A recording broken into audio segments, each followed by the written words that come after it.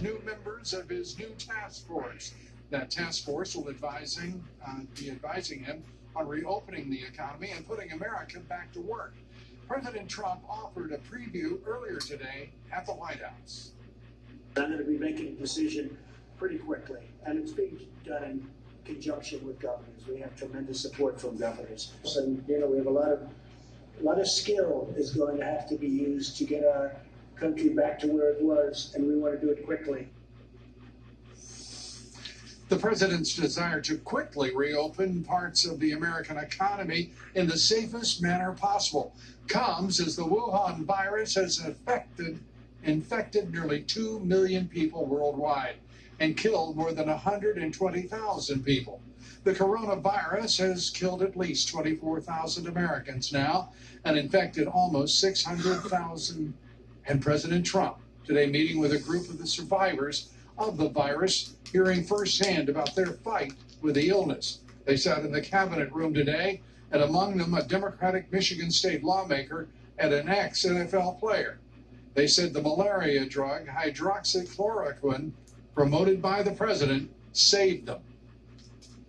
And you took the hydroxy. I did. And that made a big difference. I would say within 12 hours, I already saw improvement. I just can't say how wonderful it is to see your face, and thank you for everything that you have done. Had you not brought this to the forefront of the HQ, of being able to put this out here, I wouldn't be here today to even have this conversation. Uh-oh. And President Trump adding that if it was anyone other than him championing the drug, the left-wing national media would be singing its praises as well as his. But it's just one of the many parts of the hard work put in by our president and his administration trying to fight this disease that the radical Dems, the rhinos, and left-wing national media are feverishly trying to deny giving him any credit whatsoever for. Nancy Pelosi reportedly erupted during a phone call with House Dems, calling the president's handling of the Wuhan virus almost sinful. The House Speaker, holed up in her California home, is also keeping the House of Representatives out of session until at least May 4th. She says if there were an emergency, that might change her mind. She said this in the midst of this national emergency and pandemic. And then there are governors like New York's Andrew Cuomo, who find themselves at odds with the president occasionally over just who has the authority to reopen the country. President Trump says it will be his decision and his alone, insinuating in a tweet this morning that local governors need too much from the federal government to go their own way. He put it this way, quote, "Tell the Democratic governors that Mutiny on the Bounty was one of my all-time favorite movies. A good old-fashioned mutiny every now and then is an exciting and invigorating thing to watch, especially when the mutineers need so much from the captain. Too easy," end quote.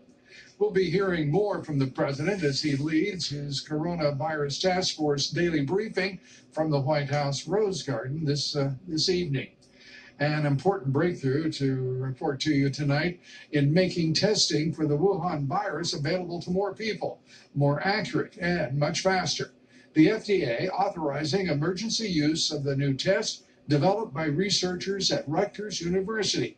This test uses patients' saliva to check for the disease. It is a spit test, if you will. The university said this method could ramp up screenings by tens of thousands of tests per day. Here's FDA Commissioner Dr. Stephen Hahn. You can use saliva rather than the swab in the nose. It's more comfortable for the patient. Obviously, can be repeated multiple times. And it's actually safer for the healthcare provider in terms of collection.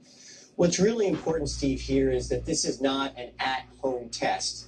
This still has to be performed with a provider, but it does provide great advantages moving forward.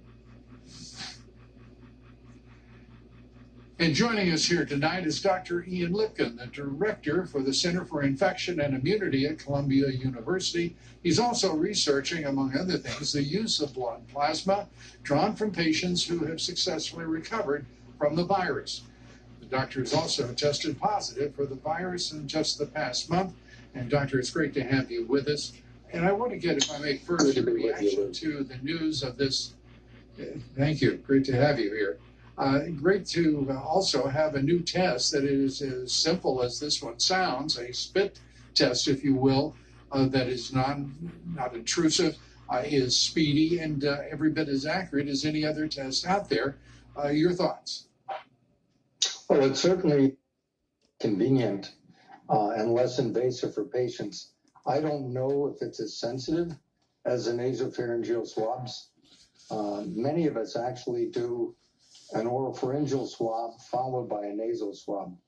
So it's not revolutionary, but we'll just have to see how it performs. Well, it seems to be the case with just about everything that this country is throwing at this disease, and with some good effect, I have to say. And congratulations to you and to all of the medical researchers in this country doing extraordinary, heroic work, I think, in bringing forward new virals, working on vaccines. And to put that in some context, the hydroxychloroquine that has become such well, it's become a lightning rod, the left attacking it without reservation. This seems to be working, and we have some anecdotal experience, which I don't think diminishes the results, which is, we're seeing people recover and with great rapidity.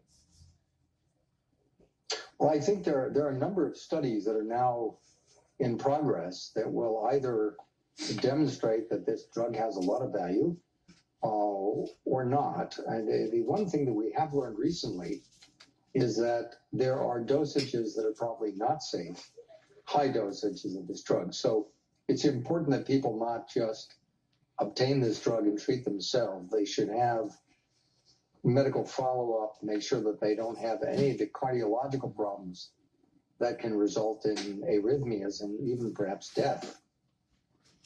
So it's not, it's not something that's just take off the shelf like Tylenol. People should be careful. And probably should be careful with Tylenol as well, right? Yes, that's also true. Sanofi, GlaxoSmithKline working on a vaccine, as are a number of other companies. They're also talking about a second half of 2021 before their vaccines, in their judgment right now at least, it would be available. We're told that the second wave, if there is to be one, will come somewhere around, it appears, the fall of this year, not the second half of next year. What are we to make of all of this? Well, I'm very excited about all the investment in vaccines. And if I can just sort of talk briefly about the process and how it's been expedited by the FDA and the administration, that's, I think, helpful. So normally, when we take a vaccine through to distribution, we have a phase 1 where we test it for safety in normal volunteers. That takes a few months. Then we do a phase 2 where we test it for efficacy. That's complicated because you're not going to give somebody the vaccine and then deliberately give them the virus, because that's dangerous and it's unethical. So you have to find a context where there's so much virus, so many people becoming infected, that if you give the vaccine to one group but not another, you'll rapidly see a difference.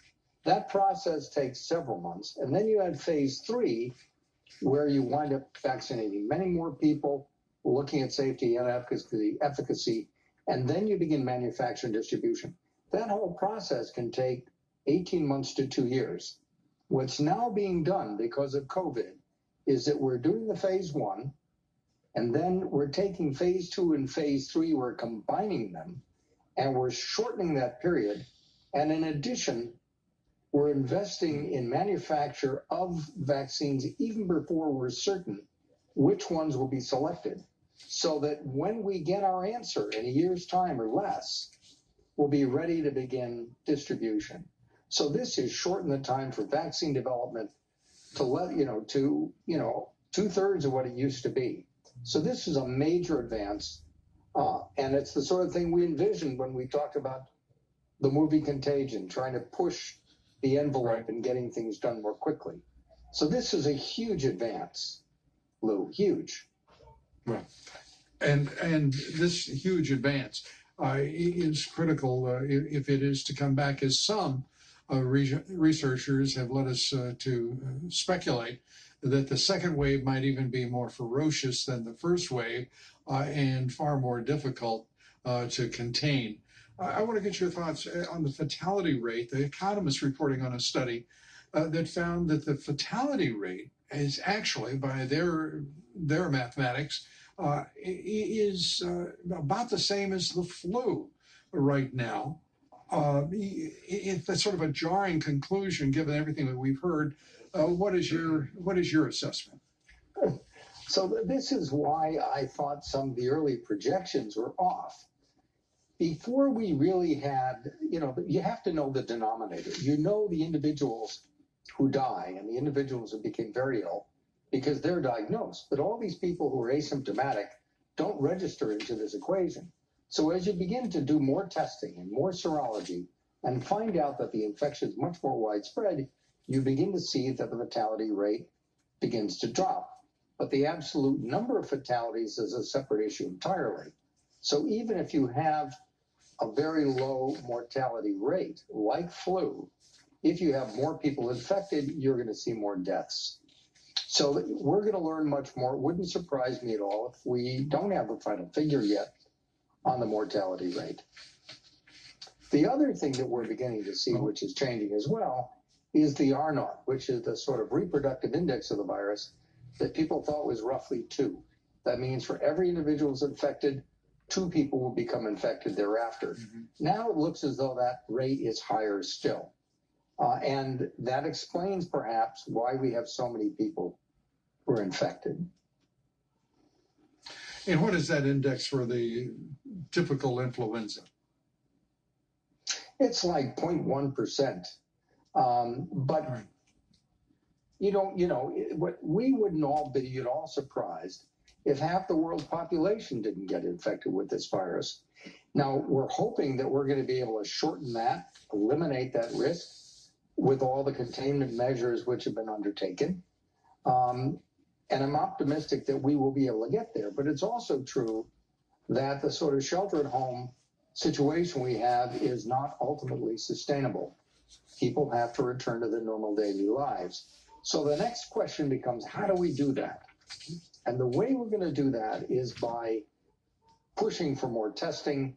And we need teams of healthcare workers who can go out, identify those individuals who become infected, people with whom they've had contact. And if we do that and we invest there, I think we're going to have a huge impact. Dr. Ian Lipkin, always educational and insightful. We appreciate it. Thank you so much. Thank you, Doctor. Good to see you, Lee. Bye-bye. Good to see you. President Trump last night having a little fun with the left-wing national media and the radical Dems, blasting his critics who never cease in their efforts to find fault with his administration's efforts, no matter what they may be, no matter how successful they may be, as they fight the Wuhan virus. Here are just a few of the clips that President Trump used in his presentation last night in the White House briefing room. People should be more concerned right now with the flu in this country. A lot of people are concerned about the coronavirus because they're hearing a lot of news about it right now. But the reality is, comparing it to the flu, for example, it's not even close to being at that stage. How worried should Americans be about coronavirus? Coronavirus is not going to cause a major issue in the United States. Well, we've asked them to accelerate whatever they're doing in terms of a vaccine. We will be suspending all travel from Europe to the United States for the next 30 days. To unleash the full power of the federal government in this effort today, I am officially declaring a national emergency. Medicare patients can now visit any doctor by phone or video conference at no additional cost. At the end of the day, it was probably effective because it did actually take a pretty aggressive measure against the spread of the virus. His team is on it. They've been responsive late at night, early in the morning, and they've thus far been doing everything that they can do. He returns calls. He reaches out. He's been proactive. And the left-wing media, of which there are a few in the White House press corps, absolutely going apoplectic beside themselves. And today, then a little something for the right.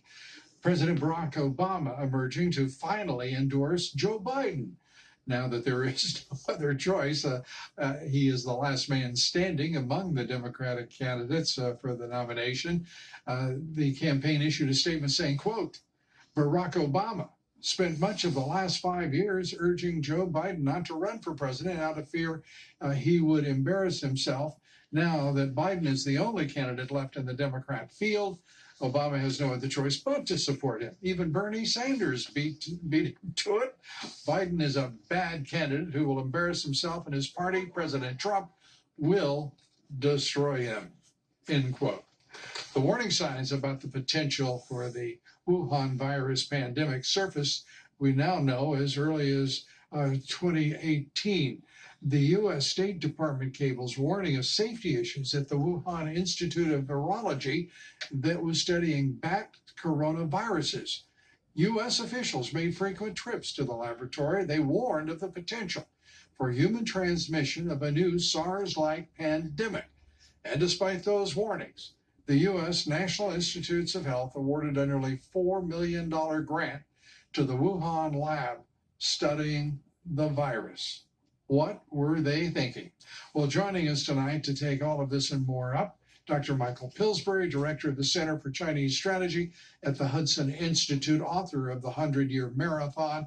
Mike, it is great to have you with us. This early warning coming from the State Department about Wuhan, the virology lab there, combine that with the warnings from the Taiwanese to the World Health Organization last fall. Why was there not a better understanding of what we were dealing with on the part of the World Health Organization and the Chinese government itself? Well, first of all, Lou, there's a lot of wishful thinking about China being open and our friend and sharing things with us. You find in the story of this laboratory in Wuhan that we're deeply involved in it. The University of Texas was providing support to them. The lead researcher, Dr. Shi, she has been to the U.S. a lot. She's the subject of a profile. Her nickname in China is Bat Lady. Dr. Shi goes to bat caves, extracts the bats, gets the viruses out, and then cultivates them in the laboratory. Now, what she was apparently doing is revealed in these cables, but a lot of American scientists who know her, they already knew this, Lou. She is adding something called gain of function to a virus, to a coronavirus. In theory, this is extremely dangerous. Why would the United States fund her to do this? That's an open question at this point. It's beginning to look like the wet wildlife market theory is not correct. That's a theory that China started. These cases somehow are coming out of that market. So our senators were calling for the market to be closed. They may be on the wrong track. It may be that it's the CDC and other American agencies helping the Chinese.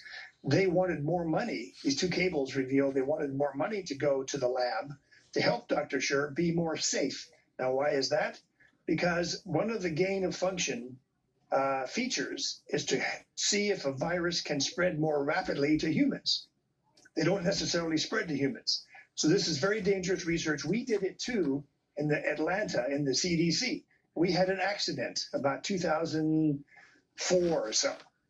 So these scientists may have been sent down from our embassy to Wuhan to make sure the same kind of accident we had in Atlanta didn't happen with her, perhaps far more dangerous viruses. So now this is a whole new theory, Lou, that instead of the wildlife market where there were no bats, I mean, bats don't get sold there. This may have a different origin, which in turn affects what could happen next. The mystery is getting deeper, Lou. Well, as you said, the wet market doesn't trade in bats, at least as far as we know. But the virology lab certainly was, as you point out, conducting experiments on the so-called horseshoe bat that was all part of the early messaging from Beijing. This also sounds less like academic scholarly research than it does, frankly, biological warfare.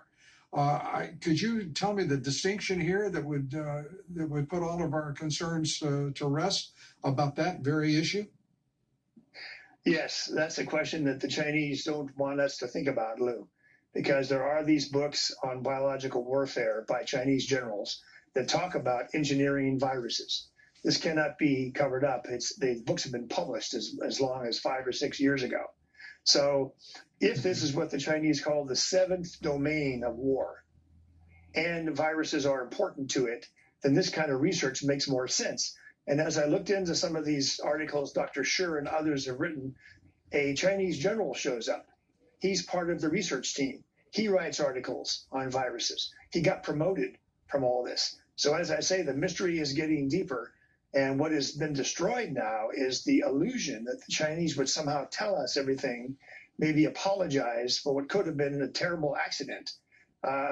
Perhaps that's what it is. It's just an accident and they're lying about it. I hate to think if it's much worse, if we've stumbled onto a Chinese biological warfare program that we barely understand, but that their military has been writing about. And they've got a military medicine academy in China, Lou, that actually publishes on the use of these kinds of viruses for warfare. So this is getting to be a very deep mystery, and it could bode very poorly for friends of China like Joe Biden in the future. Well, and General Milley today, the chief of the Joint Chiefs of Staff, is saying basically, we don't think it was a weapon, but we don't know for sure. We think it's natural, but we don't know for sure. Now, that's very troubling, given the level of intelligence that we have, the level of medical and scientific sophistication that we have, that we can't make a distinction and a discernment as to whether or not we're looking at a bioweapon or an accident that created a animal to human transmission of a deadly virus. Yes. There's a very famous spy thriller. I won't give the name for advertising reasons. It's not mine. But it's about the first 400 pages of the spy thriller book are the quest to discover if there's a bioweapon or not. In this case, it goes back to a laboratory in Syria. I'm not giving too much away about the plot. But the point is, forensic analysis of a virus is very difficult to do without interviews and the discovery of the lab and what was going on. So what is still so suspicious is why Xi Jinping declined President Trump's, I think, very kind offer back on January 6th to send an American team to Wuhan. This is where the suspicion is just getting to be too thick. Yeah. It is too thick. And it was interesting as I talked with Dr. Anthony Fauci in that period, I would ask directly about that. And he did not want to accept the idea that China has said no to the United States to sending our scientists there. He was holding out hope, I think, that they might relent. As you suggest, there is a view in this country that China is quite different, a sunnier place than it truly is, yes. A less authoritarian and communist place than it really is. But I think reality is catching up with all of us now, don't you? I do, and Dr. Fauci has been very frank in some of his lectures about his attempts on by phone to contact his old friends in China to get them to either accept the president's offer or to tell us more about the origins of the virus. And he's a good diplomat, but I think Dr. Fauci was quite disappointed at the secrecy of his old friends in China. To me, this is just another example of how we are underestimating China's competitive drive to surpass us. And that's what they want to come out of this coronavirus crisis is to be number one in the world. And what they are now is the number one story for certainly this decade in what they have unleashed on the world. I want to commend to you and the Hudson Institute the Wuhan virus timeline. We are going to put up the contact for that, the address, and I recommend each of you go to the Hudson Institute website to take a look. It's revealing. As is always, Dr. Michael Pillsbury. Mike, thanks so much for being with us. Thank you. House GOP Chief Deputy Whip Drew Ferguson announcing his support for Congressman Doug Collins in his bid for the U.S. Senate seat now held by someone else. This major endorsement comes as Collins is campaigning to unseat Republican Senator Kelly Loeffler, who recently came under fire for trading stocks after she had attended a classified Wuhan virus briefing. Internal polling in the Collins campaign showing Collins leading Loeffler by 23 points. Loeffler, by the way, the choice of the Mitch McConnell and the leadership of the U.S. Senate. That may change. Who knows? Congressman Doug Collins, obviously hoping that that does change, is the ranking member of the House Judiciary Committee. He's also, as I said, running for the seat held by Loeffler and having a grand old time in the state of Georgia. And we are always delighted to have you with us here on the show. Congressman, how goes the race? The race is going well, Lou. I mean, it's just momentum's picking up. I can't thank my friend Drew Ferguson for coming on board. He saw, I think, what we needed. He and I worked together. He's been a great leader for Georgia. He's been a great leader since he came to the House. And it's good to have his endorsement. It's just clarifying for the people of Georgia that we have a victory path that can win, that can beat the Democrats in November in a runoff, and then get back to having our president reelected, keeping the Senate, getting the House, and getting back to business of the American people. You know, I thought it was interesting the way Congressman Ferguson put it. If we have that full screen, I'd like to share that with the audience. He sort of summed up the situation with all of the infighting and conflict within the Republican Party for that seat that you are campaigning for. He said, Georgia Republicans need to unify behind Doug and leave the distractions and uncertainty of other candidates in the rearview mirror. Now, I thought that was about as strong an endorsement as anyone could get. What do you think? I believe so. I think he sees the problems that it's developed. The Senator Loeffler is not going.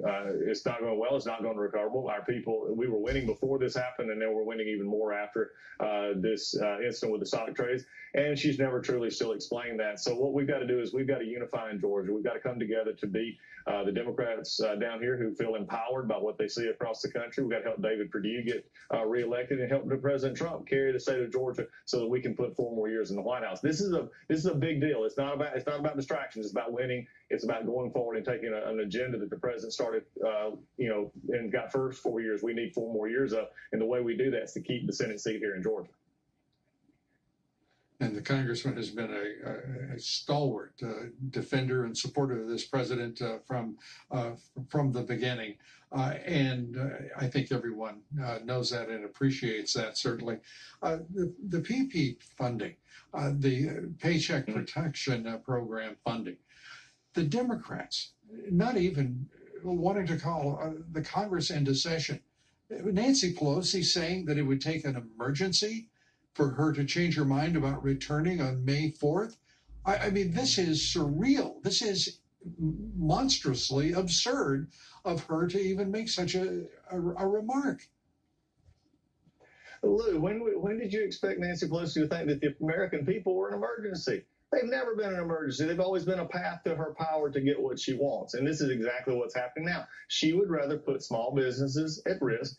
She would rather put the American people to continue to have to worry about the recovery, for the economic recovery and their health. And so, look, it's not surprising. Nancy Pelosi's emergency is only Nancy Pelosi. That's the only emergency she knows. And if it's not her way, she just will stay where she wants to and use the American people as pawns in her game.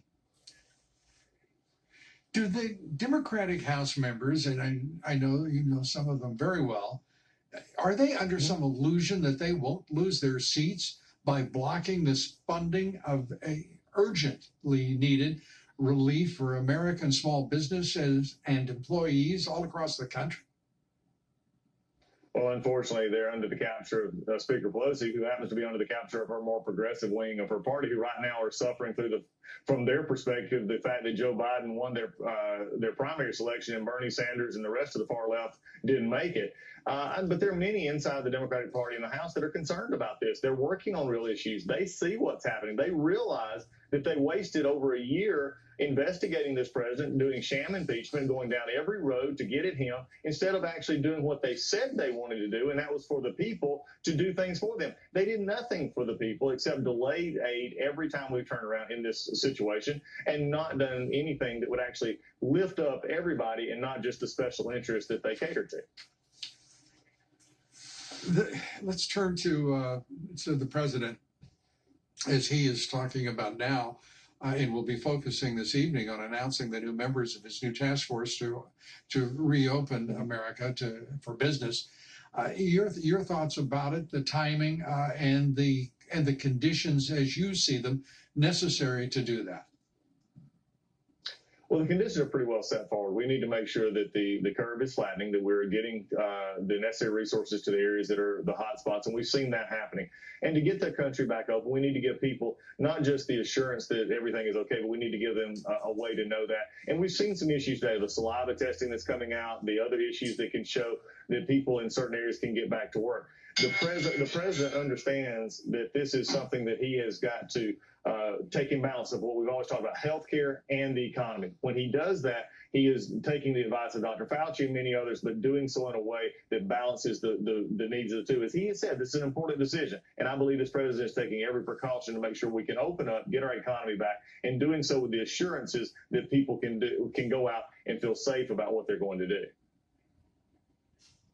And as to the origin of the Wuhan virus and its if there was purpose to it, what that purpose was on the part of China, the president says that indeed China will find out what the consequences are if that turns out to be the case. Your thoughts on that as we close out here, Congressman? Well, I tell you, Lou, have you ever seen this president look at these across the world and not raise our standing in the world by keeping his promises to make sure that America's put first? It's just amazing. We hear Adam Schiff, who talks about he's still currently investigating, making sure this is going on. You know where Adam Schiff was when this all started and the World Health Organization was buying China's line? He was impeaching the president in the Senate. Let's let the Democrats realize this president will lead and he will hold China accountable. Congressman Doug Collins, always great to see you. Thanks for being with us here tonight, and as always, good luck. We'd like to hear your thoughts on all of this. Share your comments. You bet. Good to have you here. Please share your comments. Follow me on Twitter at Lou Dobbs. Like me on Facebook. Follow me on Instagram at Lou Dobbs Tonight. And a programming note, Dr. Mehmet Oz, Laura Logan, Gordon Chang, among our guests here tomorrow evening. We hope you'll be with us for that. And we hope you will continue with us here tonight. Up next, President Trump not only throwing his support behind, President Obama throwing his support behind Joe Biden. The president thinks of that as support for him. He's also pushing for amnesty during the middle of a pandemic. Isn't that a clever thought? We'll take that up and a whole lot more. Congressman Jim Jordan joins us here next. Stay with us. Are keeping grocery stores open, and we can learn what are they doing, and that skill set could be transferred to other places. But I have a question for you, Judge, because you're the judge. Yep. He isn't called Commander in Chief for nothing. So what happens when you declare martial law or there is a war? There is a seniority issue over the states. Because if this is a war. Let me explain this. The Constitution makes it very clear that the president is in control of things like defense, foreign policy, the currency, interstate commerce, and the 10th Amendment makes it very clear that unless something is specifically exempted or prohibited from the states, that the states have that power unless it's vested in the federal government, okay? But here's the problem. The problem that's been going on for the last couple of months or weeks or whatever it's been is that the states are relying on the federal government for COVID, for assistance, for hospitals, for money, for everything to get through this. And so what the president is basically saying is, you need me to be able to have the ability to reopen, but the states make it clear that each state has a certain amount of power and autonomy. The amazing part of this is that the progressives have historically wanted everything vested in big government and in the federal government. And now the left is saying, oh, we want it in the states. Now, having said that, Juan, maybe you can explain that. Why is the left saying the president doesn't have the power when they want all big government? I think you did a brilliant job, Judge. You were very honest. I mean, it's in the Constitution. It's the 10th Amendment of our Constitution. And I don't think there's any question here. I feel Jesse's pain. He was trying to just get to that. It took him a while. But here's the thing. You have a situation where even Republicans, Liz Cheney, Marco Rubio, are saying, this is no question. He doesn't have authority to override the governors. It's an embarrassment. No, that's not quite what I said. What I said is that there are inherently shared powers in this. This is not something that is uniquely identified in the Constitution. Dana, I'm going to have you have the last say. Well, I know that we're running out of time, so let me just say this. So the president wisely rejected the idea that he was going to be responsible for a national shutdown, and he wisely did that. So now I don't understand why he would want to turn that around, because I think he can give guidance from the White House, but the governors are going to make decisions, and there's going to be fallout, and he doesn't want to take the responsibility for all of that because governors are supposed to, as we've just identified. I would say this, though. Some of the governors are way out in front. Governor Newsom today of California laid out a 6-point plan. He said, these are the 5 or 6 things that have to happen in order for us to have a rolling return to reopen the economy, as Greg was talking about. And so those were very specific. And I think that's what people that want to get back to work, that's what they're looking for. Okay. All right. Well, it clearly is an issue, I believe, of shared responsibility. And but privacy concerns in a pandemic is next. Big tech companies team up to track COVID-19 patients. That'll be interesting.